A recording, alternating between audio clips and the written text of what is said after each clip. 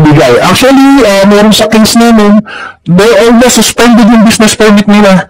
Yung kanilang pump operators o yung personnel nila, nagko-coexist kami sa pumping stations. And therefore, nagdagdag pa sila.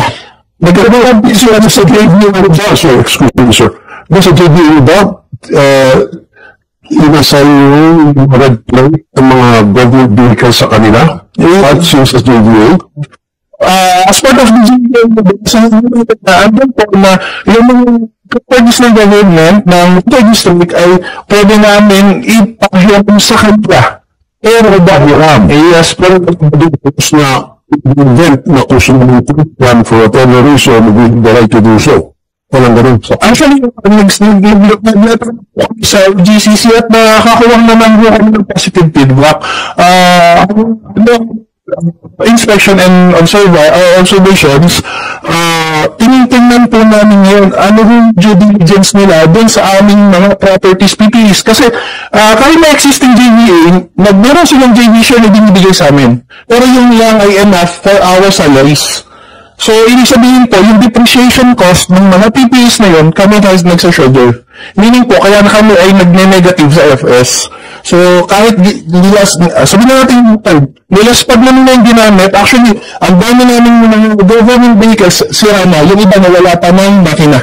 Okay, OGCC being the lawyers for the government, so do something, mabawi yung ng mga vehicles na pinahiram sa Prime at yung mga iba pang properties na tinik over ng Prime na government properties naman yun, bawi mo.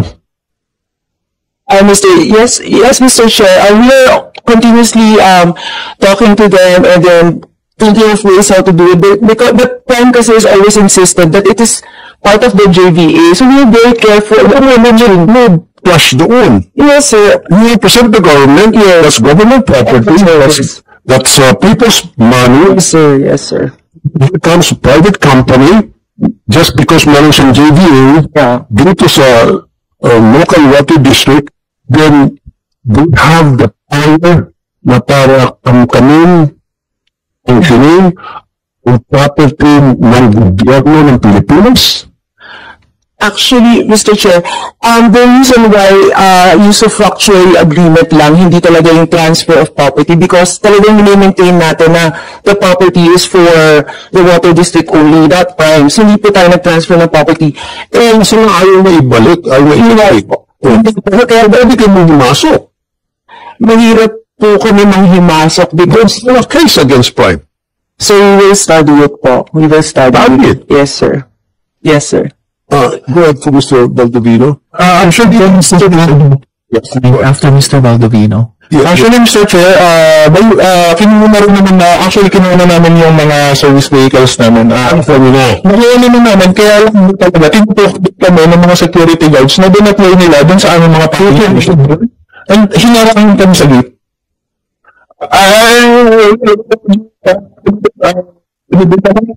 Security guards equipped with the service firearms, siyempre. Actually, isa pa namin sinasave na reasons dun sa aming pong citations kung bakit kami pinapreterminate na namin yung contract is due to the non-payment of our insurance sa GSIS. So, ginagamit nila yung properties ng government and yet, hindi kami nare-reimburse dun sa insurance namin sa GSIS, meaning, kami pa rin na mag-shoulder ng insurance nun sa GSIS.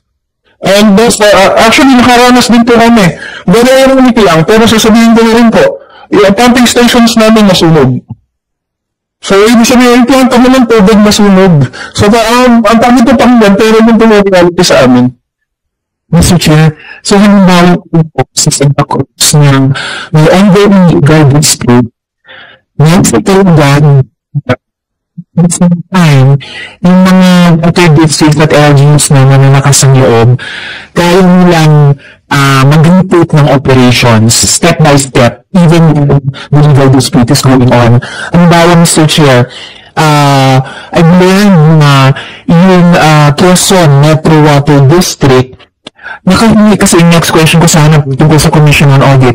Ang QMWD, nakahingi po sa Commission on Audit ng clearance para mga lekta ng collection fees, mga lekta ng tariffs para sa mga bagong connection. So, pwede ko po bang tanungin, Mr. Chair, si General Manager de Asis, i-code sa atin? Kasi nag-agree siya mga struggles ng mga LGUs at water districts sa isa't isa habang may legal dispute, pero may mga paraan i-take back yung operations. Mr. Chair, Yes. Go ahead. Good afternoon, Water. Good afternoon, everyone.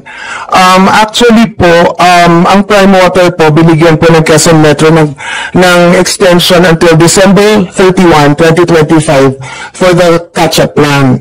Ngayon po, as of September po, may isa pong catch-up plan wala pong nag-materialize. So, what our board did, na nag-ano po kami, nag-decide po ang board na Quezon Metro will assume the acceptance, installation, and billing and collection of all service connection. So, kaya po, hanggang ngayon, we're doing that. Hindi na po si Prime. So, yun po yung aming step in na ginagawa kasi since hindi pa po kami fully terminated. Pero at least, John de Asis, Mr. Chair, lumalabas na habang hindi pa concluded yung legal process, kumbaga, step by step, nire-repeat mo yung operations. And for example, meron kayong requirement or demand sa kanila, yes po, mag-implement ng catch-up. Opo. Katulad po yung sinabi ni Chairman Hoyas kanina, with regards po dun sa laboratory, since category A po, very large water district, we're mandated to have a DOH-accredited lab. So, ever since po the start of the joint venture, hindi po in-accredit ng Prime Water yung lab. So, kaya po, effective January 1, Quezon Metro will take over the lab and have it accredited na po sa DOH. And during the process, Mr. Chair, habang hindi napapatupad yung catch-up plan, may clearance na kayo from COA, kayo yung lekta ng fees at saka ng tariffs para sa mga new connection. So, looking forward, maganda na maging financially ready na i-store yung service level sa consumers nyo. Actually po, Chair, kahapon po, kausap ko po yung isang LGU. That's the same question they asked us. If kaya na po ni Quezon Metro to take over. And siyempre, kaya ko ng water district. Kaharapon po, I've told the LGUs na po na if the LGU cancels this business permit, the following day we can operate and we're financially viable po to operate. So, I guess uneven water across water districts, pero may mga water districts na may ganung level of confidence na kaya lang sinastruggle niyo pa yung legal process. Okay, Mr. Chair. Tinulungan naman po kami coordinated naman po kami with kay admin at sa OGCC and all the actions po. And with regards naman po din sa just compensation, kasi malaki rin po yung financial losses na namin, humingi na po kami ng COA validation for all that amounts na kiniklaim po ni Quezon Metro. More or less po na nasa 570 million po yung kiniklaim. $500 million? Okay, substantial nga. And may validation po ng COA. So, ano ito? Parang pre-audit na po in effect. Validation po. 507 million. Okay, salamat po, GMB Asis. So, just for the record, Mr. Chair, again, yung nag-cross-fertilize yung mga efforts at saka mga lessons, mga wins, small cumulative wins ng mga water districts dito. Dahil concept may COA po dito, ano po? Sorry, speaking of the Angel, Director Roque. So, ayon pa mismo sa COA, marami sa mga kontrata ay disadvantageous to the government. Hindi po ba parang nagkaroon ng undue injury? Hindi lang sa gobyerno, kundi pati sa publiko na ngayon ay nagbabayad para sa mga proyekto hindi naman napatupad. At kung kulang ang capacity ng mga ahensya na mag-conduct ng contract review, kulang nga ba, COA, bakit pa rin tayo pumasok sa mga JV na ito? May reflections po ba ang commission tungkol dyan, Director Roque? First of all, Your Honor, I'd like to say that I only have technical supervision and administrative supervision over audits under Region 3. Okay po. Sige po. So in that case still, for the regional perspective, From regional perspective, Your Honor, kung meron po kami nakakalagay na findings naman dyan, we try to communicate it with the water district dahil sila po yung private dun sa kontrate.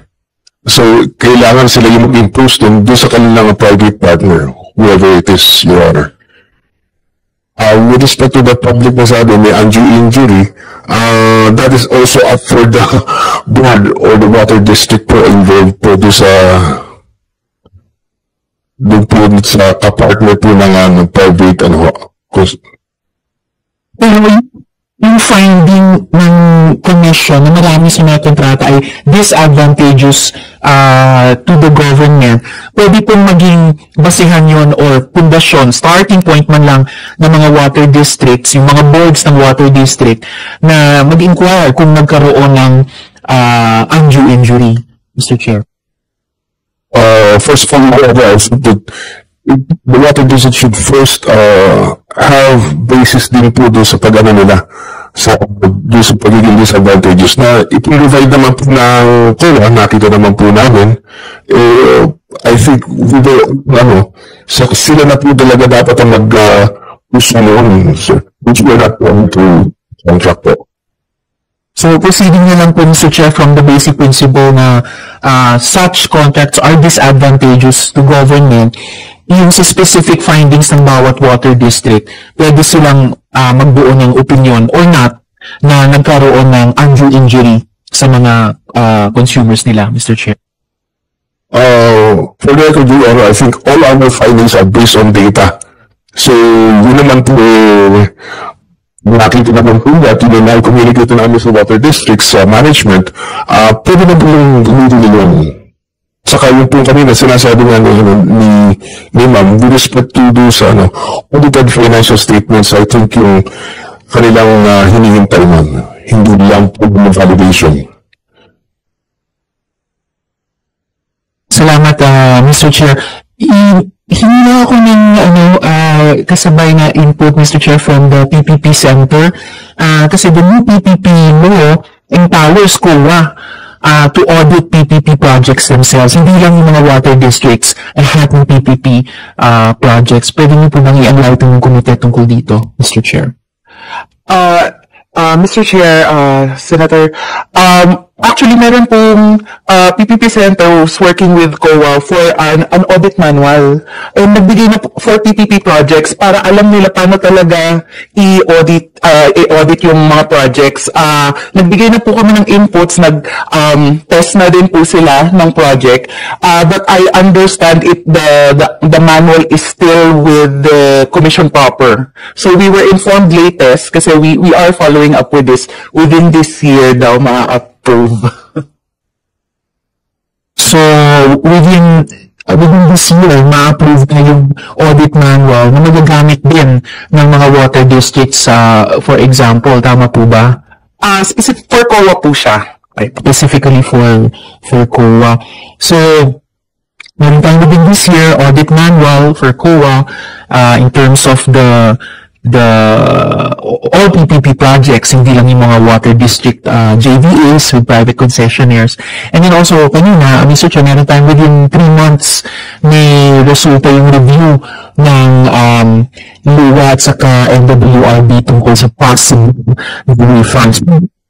Yung Pasko, sa March, this month, kasi karamihan ng mga ayos na tubig ay mga kabaro namin, Mr. Chair. So, we will look forward to that. Yes po, by March 2020, Mr. Chair. Refunds. Okay. And Mr. Chair, isa follow-up sa COA. So, kung may finding, kung may sinabi ang COA na marami sa mga kontrata ay disadvantageous to the government, I mean, itong mga water JVAs, who is responsible for the disadvantageous project? Who is responsible also for due diligence and contract review? Or if they neglect this duty, and how do we prevent this from happening again? Kung may insights po ang commission. First of all, Your Honor, titignan po muna kung sino na accountable person within the water district lang po muna yung aming magagawa.